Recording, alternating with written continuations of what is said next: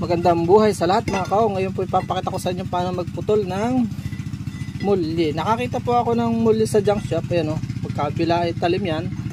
Sa kabila o, dalawa siya. Kaya nangihinayang po akong dalhin agad sa Panday. So kailangan kong pagdalawahin. At napakasimple lang naman ang vlog na ito. Atin lang pong guguhitan.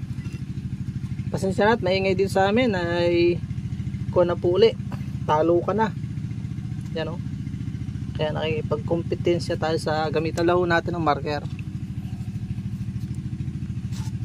Yan o, ayos na yan o, diba?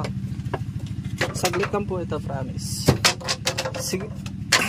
Ang gamitin po natin sa halip na grinder ay yung pang grind nga, cutting disc. Siguraduhin lang natin ang ikot pa ganun para hindi babalik sa atin.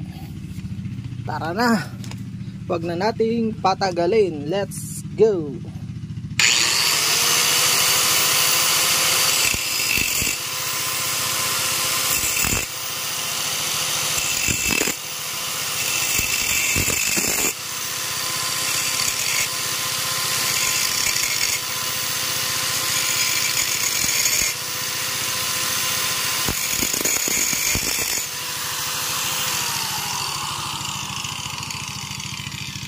Siguraduhin po natin na meron tayong protection goggles para wag tayong puwing at masunog. Medyo tayo ay ano diyan.